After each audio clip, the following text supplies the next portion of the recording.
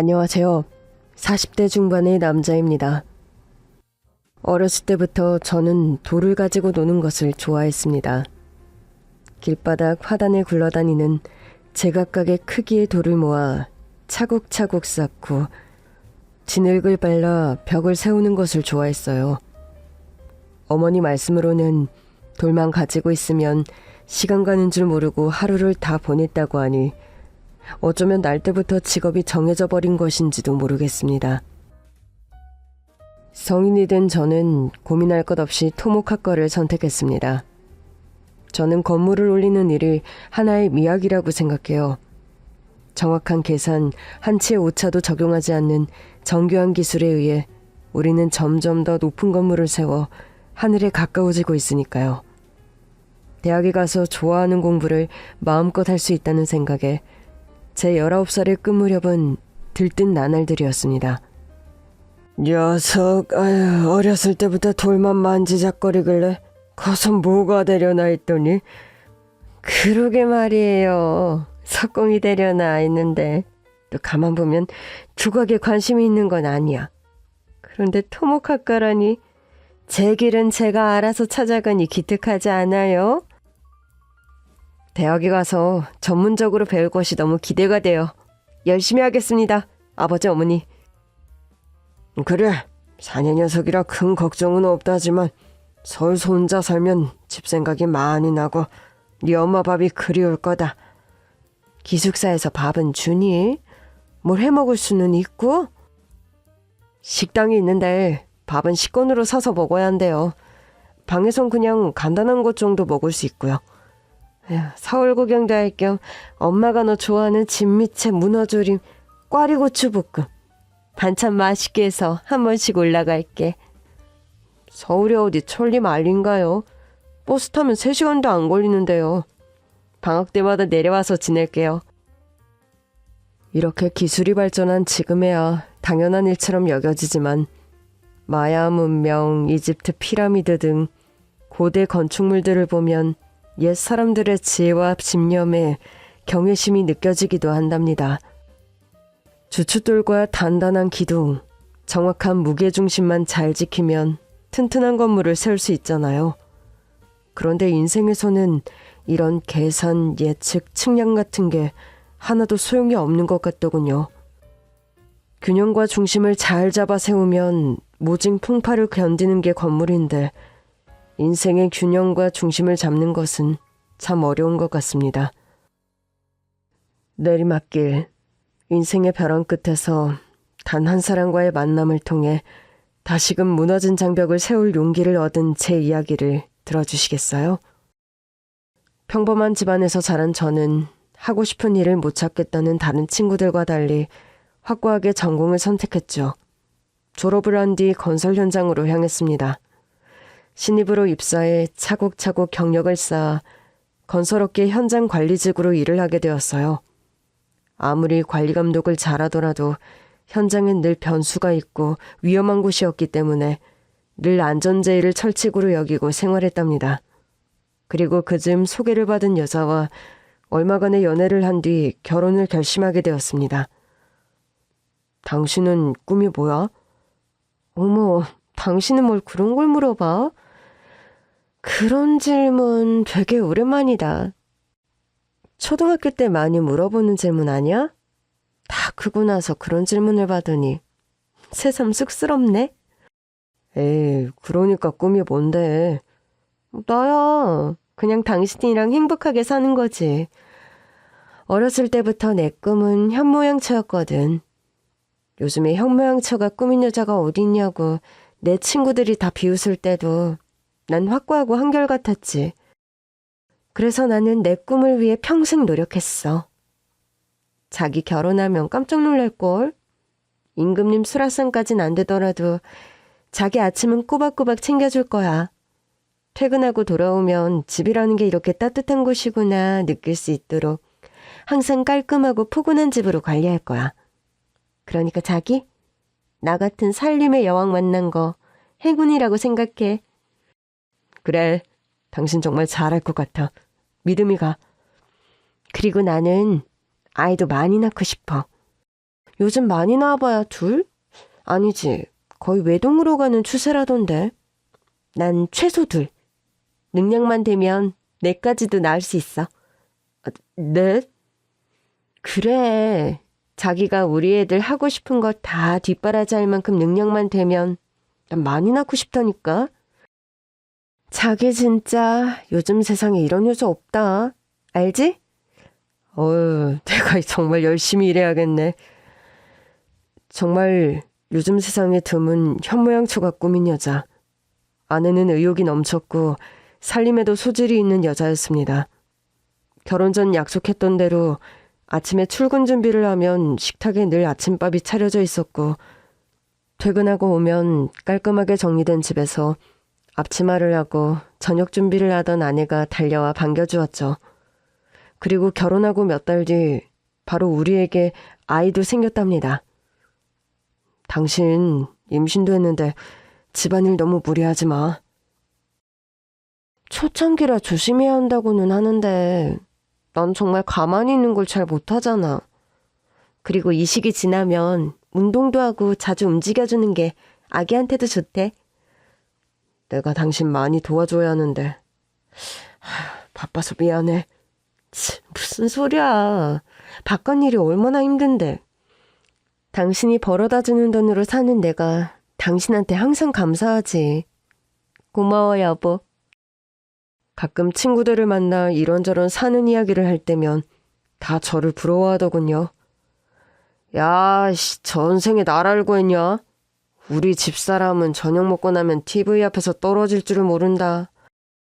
거실 소파 지방령이 되려고 그러나. 아야, TV 못 보다 주고 한이 된 귀신이 붙었나.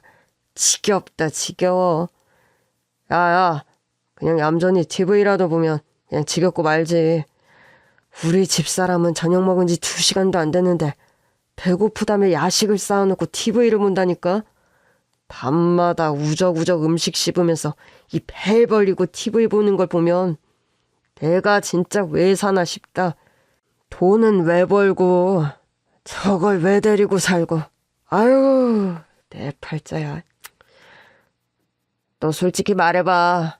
우리 부러워하라고 거짓말하는 거지? 뭘 이런 걸로 거짓말을 하냐. 나도 참 신기하긴 해. 자긴 가만히 있으면 조미수시다나. 한시도 가만히 그냥 누워있질 않고 항상 바지런하게 사부작거리며 이거저거 하는 게 나도 신기하더라. 근데 우리 집사람은 진짜 연애 때부터 자기 꿈은 현모양처라고 했거든. 살림이 취미고 자기는 살림의 여왕이라며 그냥 허풍 좀 떠나보다 했는데 1년 365일 주말에도 칼같이 일어나 요리하고 청소하고 하는 걸 보면 그냥 타고났나 보다 싶어. 왜 있잖아. 나 진짜 어렸을 때부터 돌 만지는 거 좋아하고 전공도 그쪽이고. 형진이 너는 어렸을 때부터 숫자에 그렇게 밝고 집착하더니 회계사 된 거 아니냐. 그런 거 보면 사람은 다 한 가지씩 재능을 가지고 태어나는 것 같아. 하나씩은 다 잘하는 게 있어. 그래, 나는 내 재능 따라 전공도 잘 선택했고 회계사 돼서 돈도 잘 버는데 아직까지도 우리 마누라 재능이 뭔지는 도무지 알 수가 없다. 너 몰라? 재수씨 재능? 뭔데? 나도 모르는 우리 마누라 재능을 네가 어떻게 아는데? 네 입으로 말했잖아. 거실 소파 지방령이라며. TV 보는 재능 타고나서 주야장천 재능 발휘 중인데 너 왜 그걸 몰라주냐? 재수씨 서운하겠네. 아이씨, 야, 놀리는 거냐? 그럼 너희 집 재수씨가 우리 집사람보다 한 수 위네. TV 보면서 잘 먹기도 하잖아. 멀티가 되네, 멀티. 부럽다, 야. 아우, 짠이나 해, 짠. 친구들 중 장가 최고로 잘 간 놈, 그게 바로 저였습니다. 출산 때가 다가왔고 아내는 순산을 했어요. 예쁜 딸아이였습니다. 딸이 태어나고부터는 밖에서 일을 하면서도 집 생각을 더 많이 하게 된 것 같아요. 그 뽀얗고 동그란 얼굴이며 오밀조밀한 손가락, 발가락이 아른아른거려서 집에 빨리 안 갈 수가 있어야죠. 아내는 몸을 풀고 나자 곧 육아도 익숙하게 하더군요.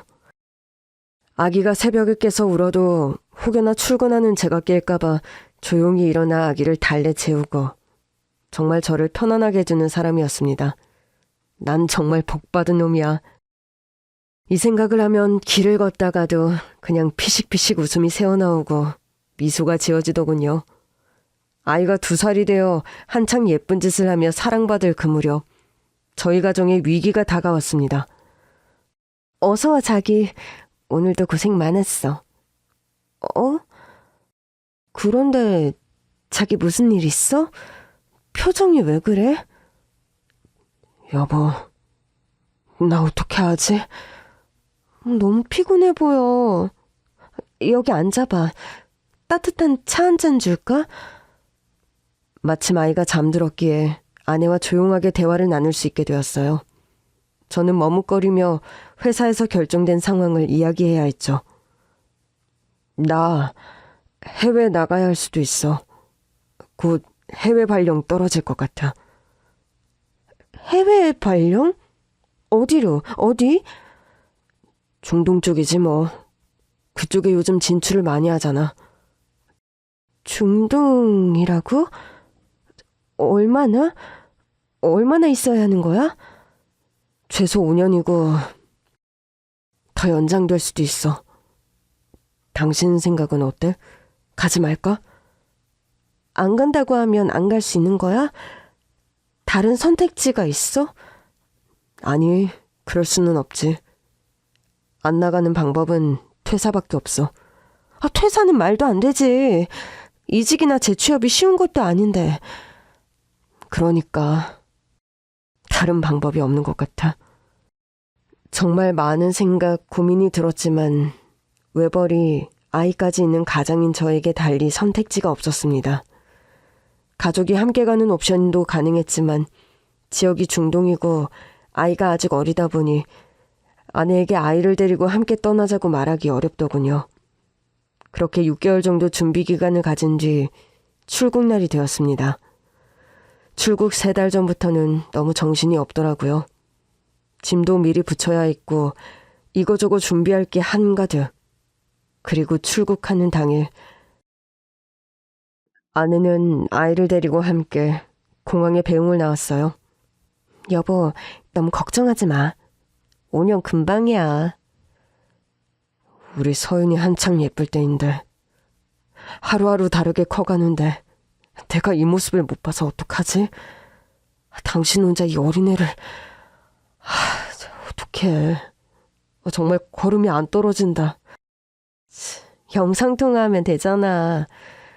카톡 메신저도 있고 시차 차이가 있지만 자주 연락하면 되지.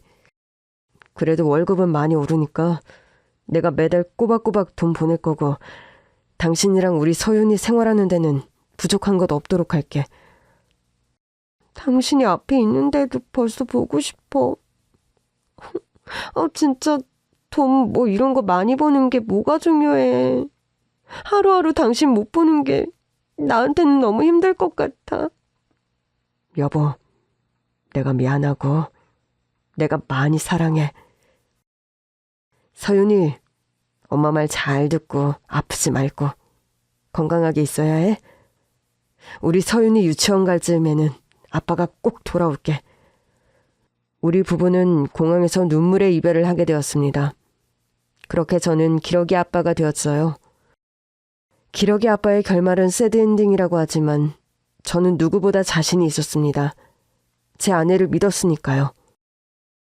아이가 태어나기 전에도 후에도 한결같이 저와 아이에게 집중하고 사랑을 주었던 아내입니다. 그래도 위안이 되는 건 월급이 올라 생활비를 많이 보낼 수 있다는 것이었죠. 그렇게 전 멀리 중동 아랍에미리트로 떠나게 되었어요. 그나마 다행인 것은 시차가 5시간밖에 나지 않았어요. 퇴근을 하고 나면 몹시도 피곤했지만 저녁 시간에 영상통화를 하며 아내와 아이를 보기 위해 밤 11시, 12시까지 한국 시간으로 저녁 시간이 되기를 기다렸죠. 서윤아, 까꿍. 이게 누구야? 아빠 해봐. 아빠. 아빠. 아이고, 우리 공주님 더 예뻐졌어요. 서윤아, 아빠가 돈 많이 벌어서 갈게. 여보, 서윤이 아픈 곳은 없고? 그럼 잘 먹고 잘 지내지. 당신은 괜찮아? 거기 먹는 건 좀 어때? 그냥 되는 대로 먹고 있어. 아, 자기가 해준 밥 너무 그립다. 그래도 한 2년 정도 지나면 휴가 내고 잠깐 들어갈 수 있지 않을까? 그래? 시간이 얼른 갔으면 좋겠다. 그런데 여보, 나 서윤이 어린이집 보내려고. 어린이집을? 우리 서윤이 2살인데 어린이집 보내기엔 너무 어리지 않아? 엄마 품이 중요할 때인데. 내가 육아 관련해서 공부도 많이 하잖아. 또래 아이들이랑 어울리고 하는 게 발달에도 좋다고 하고. 요즘 워킹맘도 많아져서 일찍부터 어린이집 가는 아이들도 많더라고. 그래서 알아보고 있어. 서윤이 어린이집 가고 나면 나도 오전, 점심까지 시간이 좀 나니까 뭐라도 해보려고. 뭐, 일을 하려는 거야?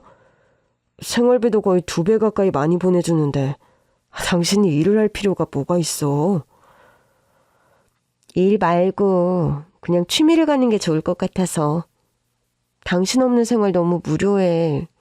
나 원래 우울증에 우자랑도 거리가 먼 사람인데. 자기야, 요즘에 자기랑 전화 끊고 서윤이 재울 때 되면 그냥 나도 모르게 눈물이 주르륵 흐른다니까. 독수공방하는 것 같고 외롭고 그런 것 같아. 서윤이를 위해서, 나를 위해서, 자기를 위해서도 내가 몸도 마음도 건강해지는 게 좋을 것 같아.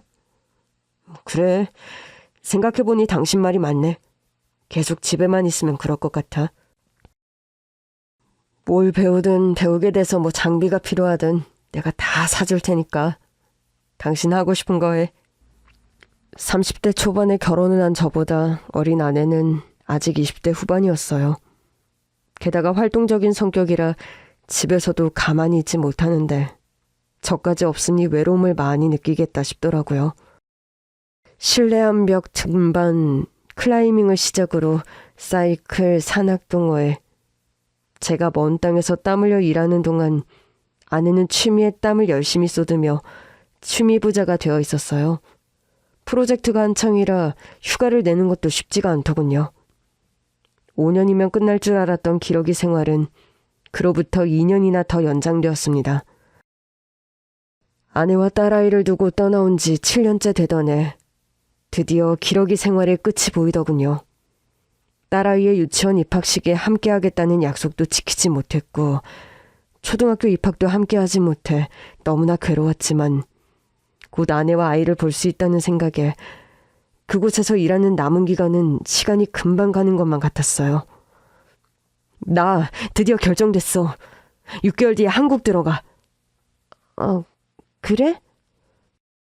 기대했던 것과 달리 시큰둥한 아내의 반응에 등골이 싸늘해졌지만 기분 탓인가 생각했죠. 그런데 바로 그 시기부터 아내와 영상통화가 잘 되지 않더군요. 딸아이는 초등학교 2학년이라 휴대폰이 없었고 딸아이의 얼굴을 보는 것은 늘 아내와의 통화를 통해서였죠. 연락이 너무 드문드문해지고 제가 보낸 메시지에 답장이 없는 날이 많았지만 어차피 6개월 뒤엔 함께 살 것이었기 때문에 큰 걱정은 안 했습니다. 그 무렵 아내가 저희 부모님을 찾는 날이 많아지더군요. 주말이면 딸아이를 저희 어머니께 맡긴다고 하더군요. 아이가 유치원 들어갈 무렵 어머니와 아버지는 수도권으로 올라와 지내셨거든요. 부모님을 집을 구할 때 제가 많이 보탠 것도 있고 제가 없으니 저희 집에서 가까운 곳에 계시며 가끔 우리 딸을 봐주면 좋겠다는 생각이었습니다. 부모님 집을 구하는 것도 다 아내가 제 대신 처리를 해줬죠. 그런데 서윤애미는 많이 바쁘냐? 아니 너 해외 나가서 돈도 많이 벌어다 주는데 애미가 일을 해야 하는 상황인 거냐? 서윤이 우리 강아지 자주 봐서 좋긴 하다만 무슨 일을 하는데 그렇게 주말마다 바쁜 건지 모르겠구나. 집사람 요즘 통화가 잘 안 되네요. 어머니께 주말마다 서윤이를 맡긴다고요? 죄송해요, 엄마. 안 그래도 제가 곧 들어가요. 6개월 정도만 여기 일 마무리하면 완전히 한국 들어갈 것 같아요. 아이고, 고생했다, 내 새끼. 돈도 돈이지만 자식 새끼 유치원 학교 가는 것도 못 보고. 참, 아유, 욕봤다, 욕봤어. 진짜 나는 네가 거기서 10년을 채우는 게 아닌가 해서 요즘엔 잠도 안 오더라. 서윤애미 얼굴도 화색이 도는 거 보니 네가 올 때가 다 돼서 얼굴이 피나 보다. 애엄마 얼굴이 폈어요? 영상통화한 지가 꽤 돼서 저는 잘 몰랐네요. 통화가 왜 그렇게 힘들다니. 나 같은 노인네도 배워서 통화하는구만. 하여간 올 때까지 몸조리 잘하고 오면 서윤애미한테나 서윤이한테나 잘하고 살아라. 창창한 나이에 그런 독수공방이 따로 없지. 남편 없이 애 혼자 키우는 게 어디 보통 일이든. 알겠어요. 아버지도 건강하시죠? 엄마도 아픈 데 없고? 네 아버지야 체질이 그냥 건강 체질인데 난 그냥 요즘 뭐 좀만 먹기만 하면 속이 더부룩한 게 안 그래도 아버지 말 듣고 병원에서 검진이나 한번 받아보려고 한다. 별일 아니니까 너무 신경 쓰지 말고. 네 엄마, 한국 돌아가서 애 엄마랑 같이 찾아뵐게요. 그리고 귀국 당일 아내는 일이 있다며 공항에 나오질 않았습니다. 솔직히 기분이 좋지 않았죠. 너무나 오랜만에 온 한국. 거리도 사람들의 패션부터 많은 게 달라져 있더라고요. 공항에서 홀로 택시를 타고 집에 온 저는 아연실색을 할 수밖에 없었습니다. 늘 깔끔을 떨며 집을 청결하게 유지하던 아내였는데 청소를 도대체 언제 한 건지 아이 책가방이며 학용품이 널브러져 있고 세탁물이 한가득 쌓여 있더라고요. 한국 시간으로 오후에 도착을 했는데 저녁까지 당최 연락이 되지 않더군요.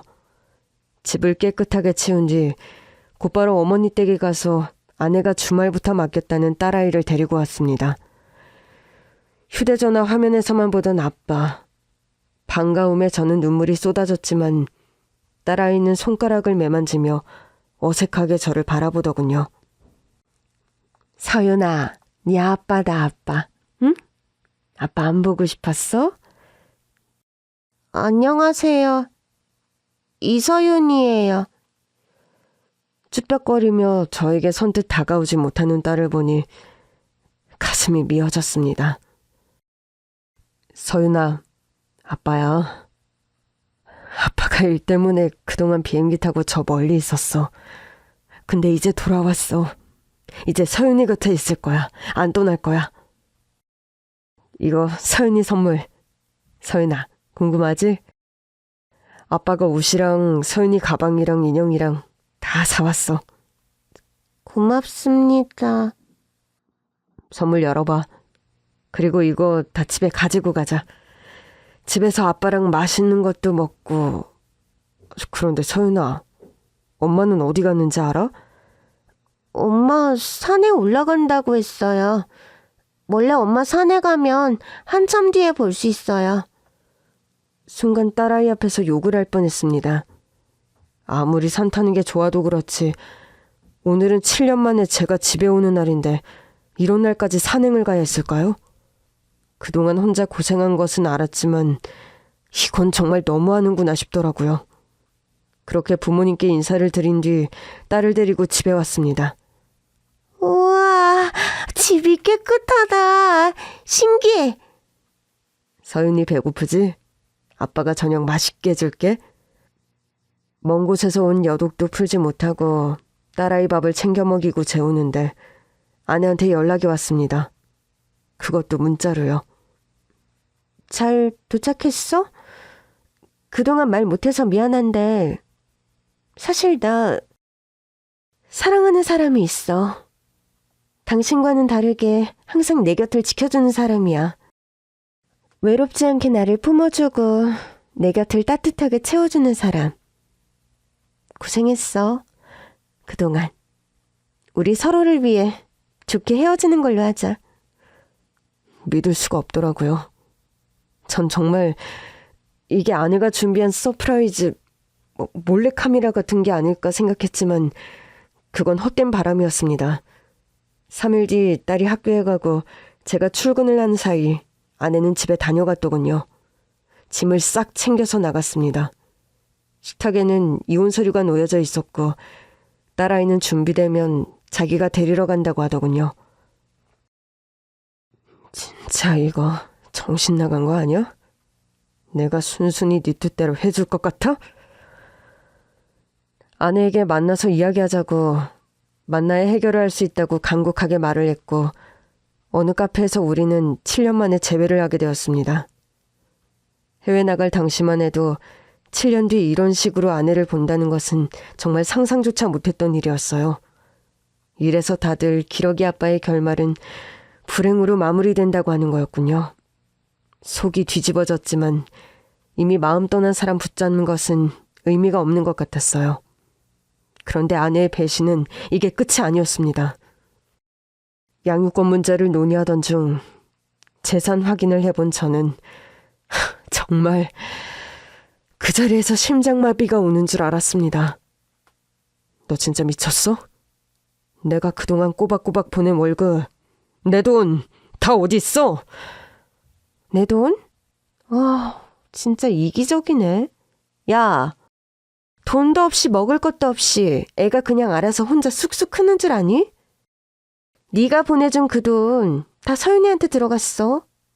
내가 서윤이 데려갈 거고 넌 양육비나 꼬박꼬박 챙겨보내. 알고 보니 제가 보낸 돈 저축은커녕 다 빼돌리고 있었던 아내. 산악동호회에서 만난 남자랑 바람을 피우고 있었고 돈이 생기는 족족 그 상간남한테 갖다 바치고 있었습니다.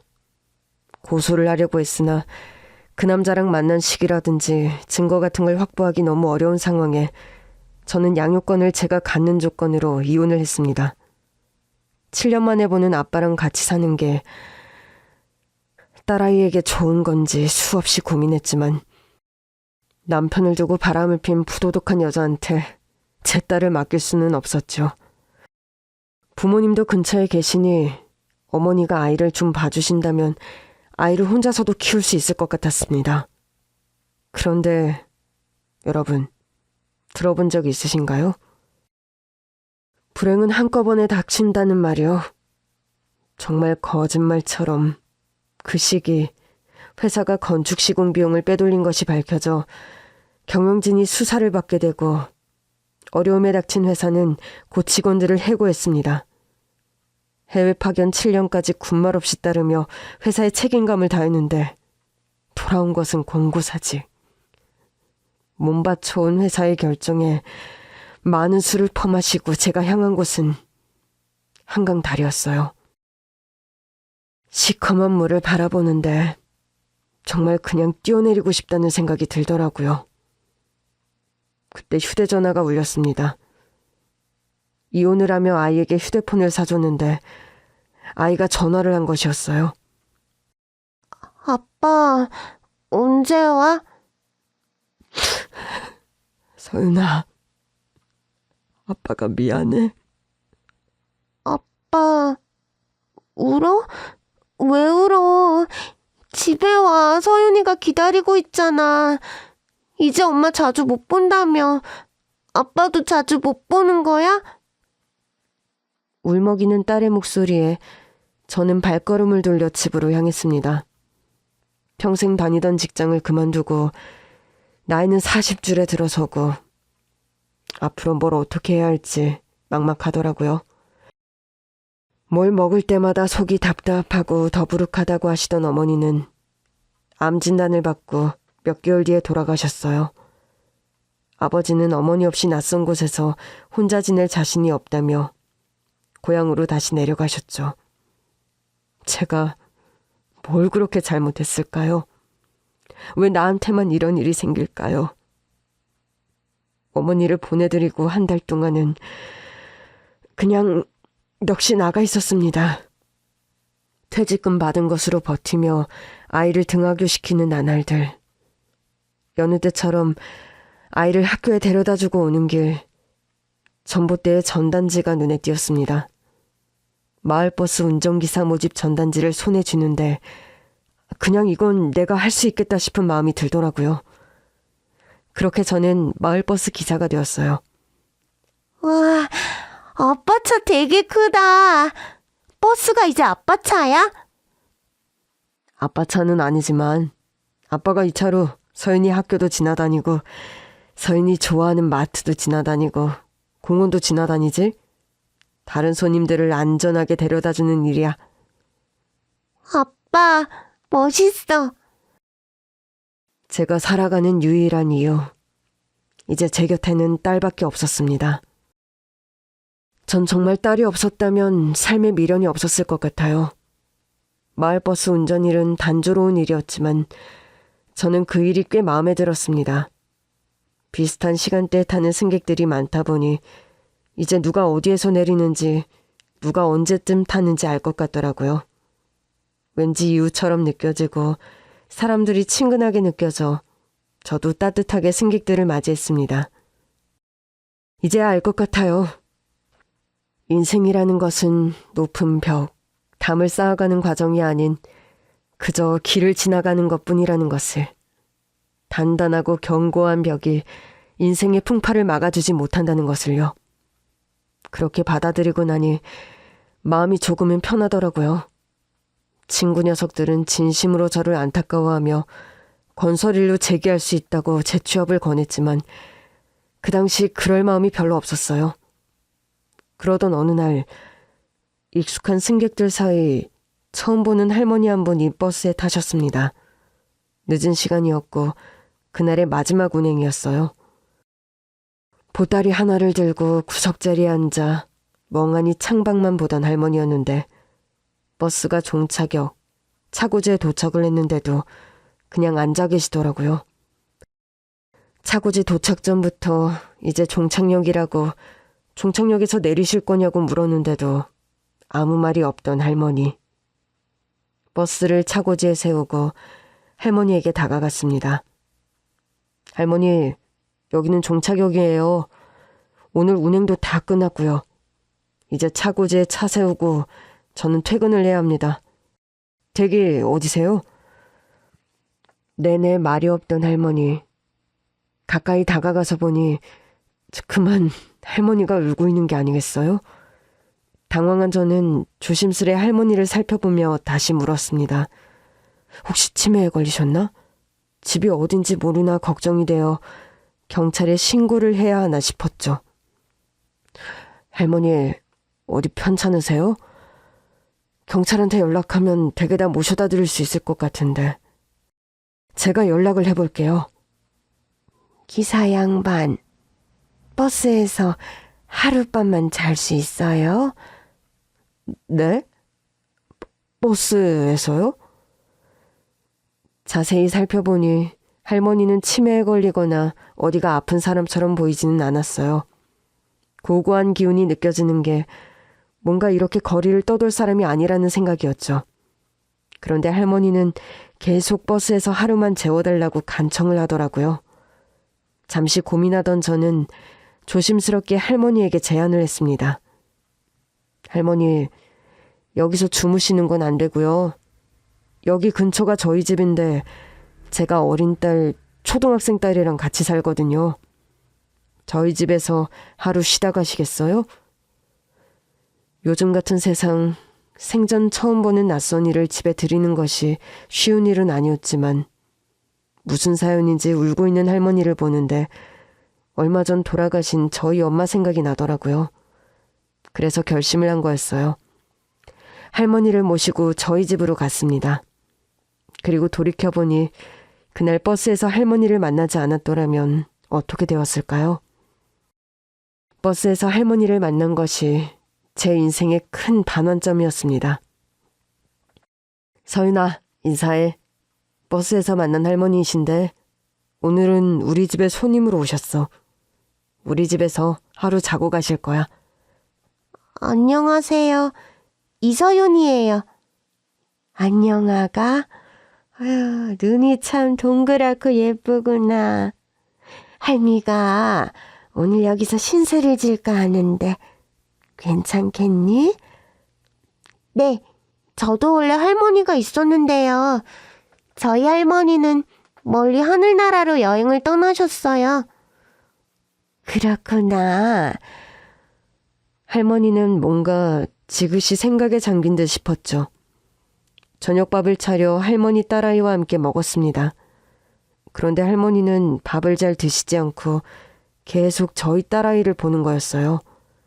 조금 민망하게 느껴질 만큼 딸아이를 보는 시선이 신경 쓰이더군요. 혹시 손주분이 있으세요? 할머니는 갑자기 일어나 딸아이가 잠든 방으로 향했죠. 깜짝 놀라 뒤따라갔는데 할머니는 아이의 손목을 살짝 붙잡고 목 주변을 살펴보더라고요. 그리고 입가에 조용히 하라는 듯 검지를 살짝 대고 거실로 나가자고 손짓을 했죠. 어리둥절하여 저는 할머니를 따라 거실로 향했습니다. 딸 이름이 서윤이랬죠? 네, 병원에 간 적이 있나요? 건강검진 자세히 받아본 적이 있는지. 왜 그러시죠? 사실 제가 기러기 아빠였거든요. 계속 딸이랑 멀리 떨어져 지내다가 같이 산 지가 얼마 안 되어서요. 그런데 애엄마한테 애가 아프다는 이야기를 들은 적은 없고 뭐 건강합니다. 그렇지가 않아요. 네? 그게 무슨 말씀이세요? 할머니는 고민하듯 잠시 머뭇거리다 저에게 이야기를 하더군요. 사실 내가 한의사예요. 혹시 알아요? 종로의 육지원 한의원. 육지원 한의원? 한국을 떠나 있어서 잘 모를 수도 있겠군요. 내가 한의학에 몸담은 지가 40년이 넘었어요. 환자의 얼굴, 기색, 자세만 보고도 병을 아는데 진맥을 해보면 더 확실하게 알 수 있지. 서윤이가 지금 건강해 보이는데 내 생각에는 큰 병원에 가서 정밀 검사를 받아보는 게 좋겠어요. 병이요? 우리 서윤이가 어디가 안 좋은가요? 목 쪽에 멍울 같은 게 잡히는데 지금 눈으로 보이지는 않아도 종양이 있을 가능성이 있어요. 이게 커져서 육안으로 보일 때 정도가 되면 치료가 힘들 수도 있거든. 아직 초기 같으니 얼른 병원에 가서 검사받고 수술을 해야 하면 그렇게 해야지. 할머니 말을 듣고 잠든 딸아이의 목 주변을 살피는데 그동안은 몰랐던 웬 멍울이 있는 것 같은 느낌이 들더라고요. 할머니 잠자리를 봐주고 방을 나왔습니다. 딸아이가 아프다는 말에 잠이 오질 않더군요. 새벽에 목이 타서 물을 마시러 나왔는데 할머니가 계신 방에서 또 울음소리가 들리는 것 아니겠어요? 누가 들을세라 숨죽여 흐느끼는 소리였죠. 저도 할머니가 유명한 명의 한의사가 맞다면 지금 무슨 연유로 우리 집에서 이렇게 있는 건지가 갑자기 궁금해지더군요. 조심스레 방문을 노크했고 할머니와 저는 그날 밤 거의 밤을 새워 이야기를 나눴습니다. 제 인생도 참 기구하다는 생각이었는데 기구한 것은 할머니도 만만치가 않더라고요. 세상에 믿을 건 가족밖에 없다는데 어떻게 가족이라는 게 내 뱃속에서 나온 자식이 원수가 될 수 있는지 그냥 인생을 다 헛산 것 같더라니까.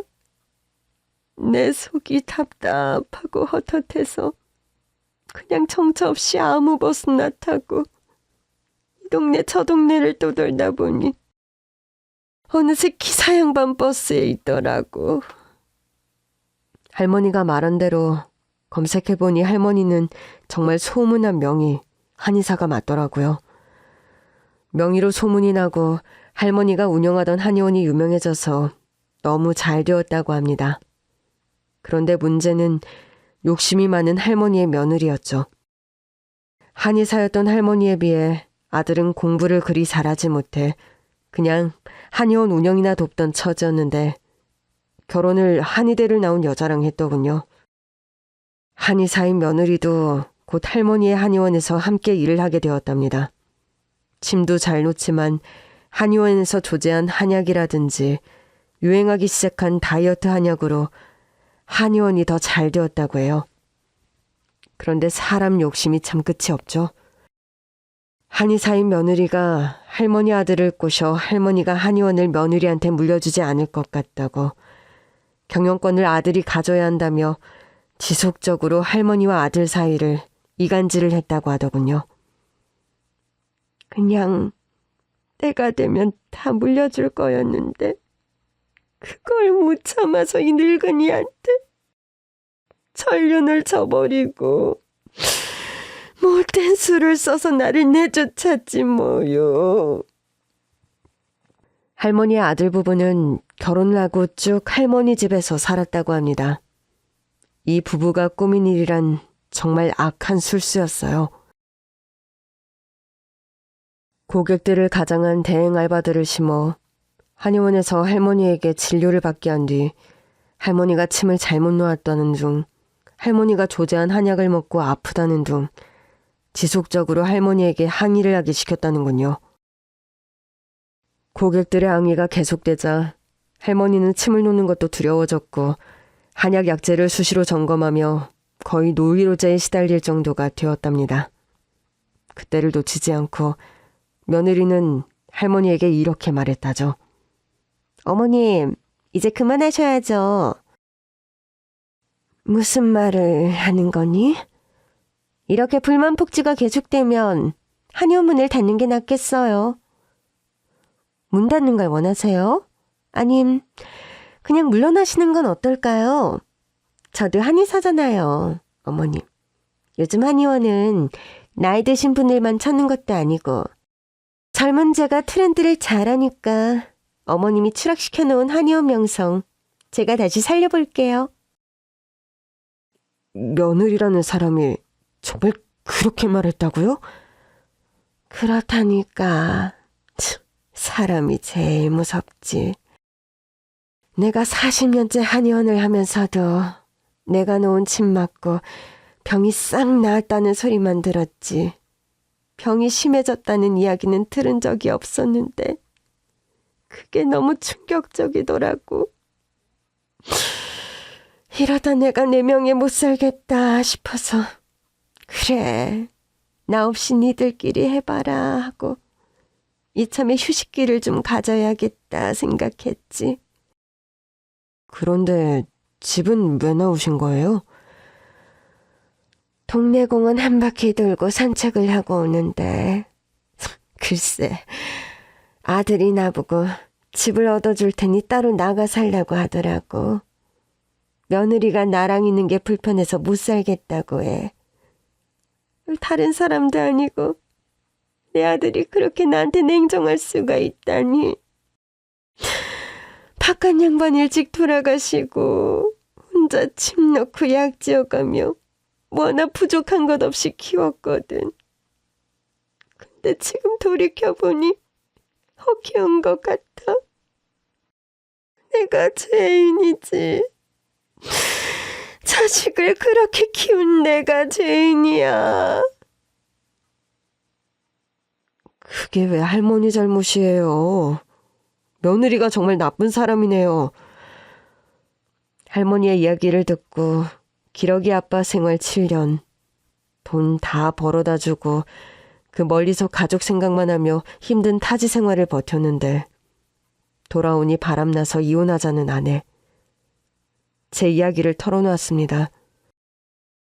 다른 사람도 아닌 가족에게 이런 뒤통수를 맞고 배신을 당한 할머니와 제 사이에 연대감 같은 게 느껴지더라고요.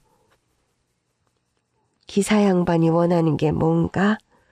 뭐 복수 같은 걸 하고 싶어? 복수요?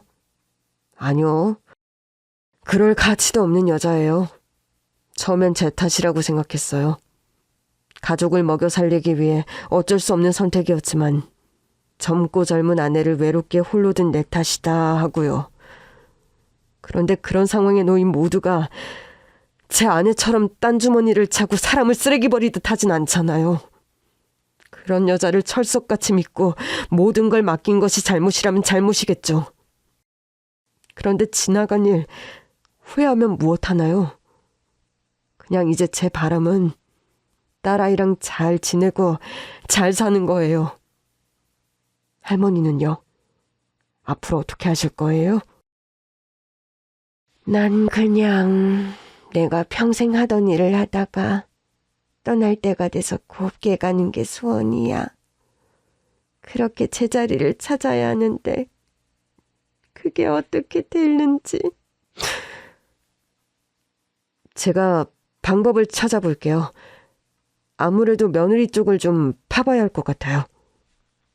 그렇게 날이 밝았습니다. 전 할머니께 거처가 구해지실 때까지 며칠 저희 집에서 더 쉬어가셔도 된다고 했지만 할머니는 한사코 거절을 했습니다. 이참에 고향에 다녀오고 싶다고요. 딸아이 검진 예약을 해놨으니 결과 나오면 할머니께 꼭 연락을 드려야겠다고 생각해서 연락처만 받아놓았죠. 그리고 딸을 데리고 큰 병원에 가서 검사를 했습니다.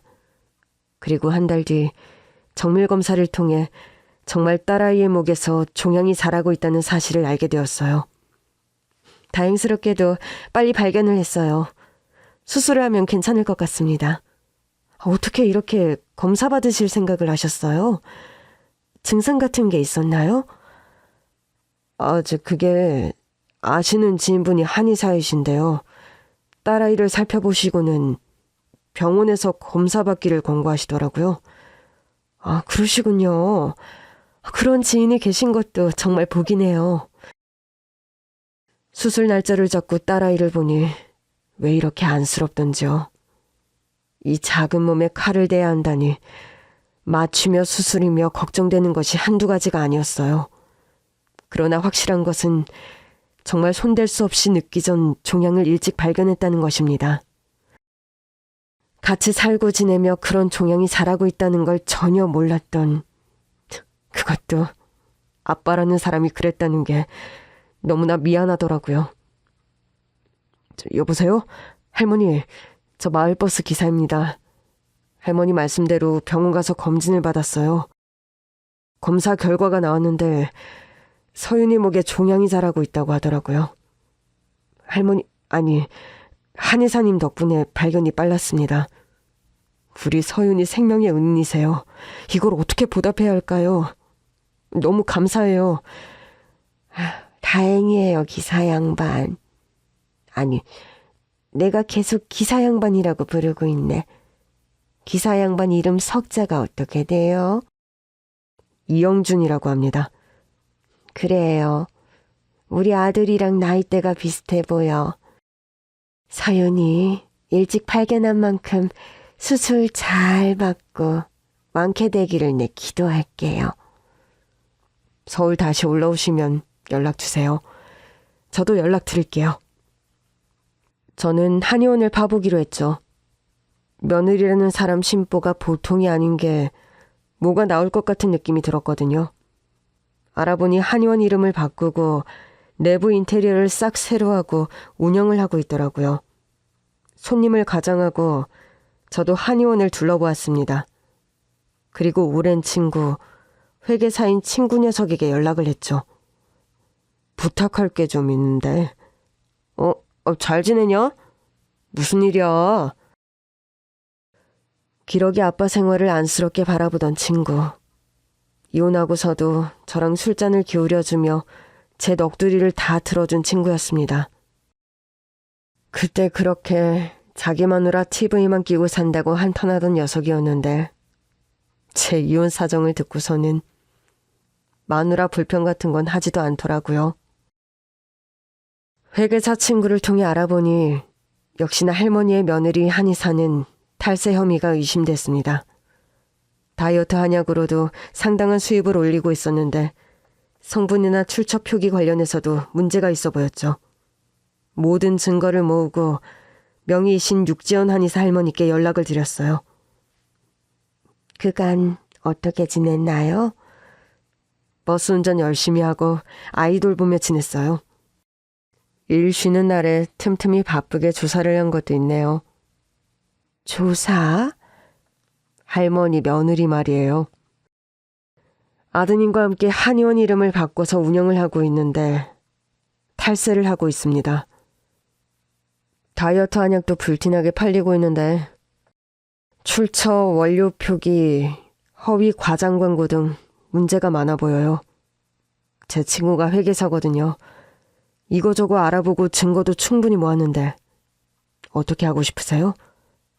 그렇구만. 서윤이 수술은 잘 마쳤고? 아니요. 날짜 잡고 기다리는 중이에요. 수술비는 있나? 자네 그간 번 돈 다 전처한테 주고 이혼할 때 건진 것도 없다면서. 대출이면 나가는 돈이 한두 푼이 아닐 텐데. 어떻게든 마련해 봐야죠. 빚을 져서라도요. 할머니는 결심을 했어요. 제가 모은 증거를 넘겨드렸고 곧 변호사를 선임해 며느리와 아들을 상대로 고소를 진행했죠. 탈세는 범죄니까 신고도 당연히 했고요. 그 상황이 되고서야 그 악독한 며느리는 할머니에게 싹싹 빌며 고소를 취하해달라고 간청을 하더라고요. 며느리도 딸같이 생각하셨다는 할머니. 아들은 모든 걸 계획하고 실행한 것은 다 자기 부인이라면서 자신은 한의원 운영에 대해 하나도 아는 게 없다고 발뺌을 하더군요. 대행 알바를 시켜 할머니에게 항의를 하게 한 것도 협박을 한 것도 다 한의원을 차지하고 싶어한 며느리 욕심이라고요. 하지만 모든 것에는 때가 있는 법이죠. 아무 일 없었듯 용서를 하기에 할머니가 입은 마음의 상처는 너무나 크고 깊었습니다. 모든 것이 제자리로 돌아가고 있는 것 같아. 다 기사 양반, 아니 우리 이영준 씨 덕분이지. 별 말씀을요.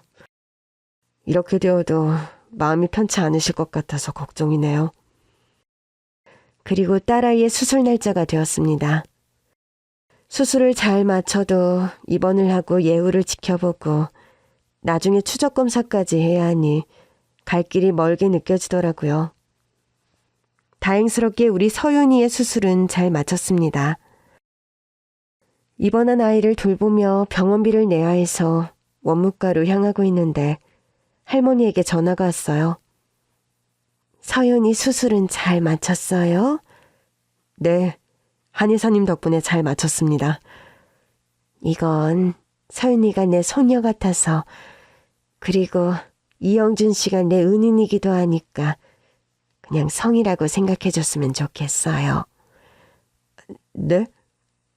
무슨 말씀이세요? 한의사 할머니의 말씀인즉 우리 딸 서윤이의 수술비를 할머니께서 부담하고 싶다는 것이었습니다. 기존의 며느리가 운영하던 한의원은 폐업하고 할머니는 다른 지역에 한의원을 다시 하고 있는 상황이었죠. 다시 한의원을 열게 된 할머니는 정말 제가 은인이라고 꼭 보답을 하고 싶다고 하더군요. 저는 한사코 거절했지만 할머니의 뜻은 완고하셨어요.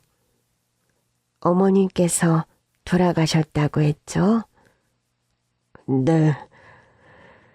어머님께서 손녀 치료에 보태는 거다 생각하고 뜻을 따라주면 좋겠어요. 그 순간 돌아가신 엄마 생각도 나고 어머니를 잃고 다른 의미로 아들을 잃은 할머니. 동병상련의 마음이 들더군요. 그렇게 한의사 할머니는 저희 딸의 수술비를 부담해주고 보상을 해줬답니다. 그리고 우리의 인연은 거기서 끝나지 않았어요. 서윤이 건강이 회복될 무렵 저는 서윤이와 함께 종종 한의원의 할머니를 찾아갔습니다. 그렇게 인연이 계속 이어지더라고요. 이영준 씨, 버스 기사 일을 계속 하고 싶은가? 네.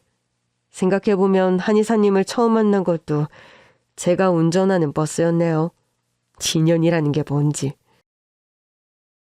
버스 운전기사로도 100점인데 천성이 참 선한 사람인지라 무슨 일이든 믿고 맡길 수가 있을 것 같아.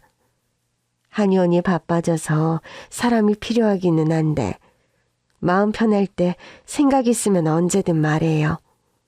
말씀만으로도 감사해요. 인생의 내리막길에서 만난 귀한 인연.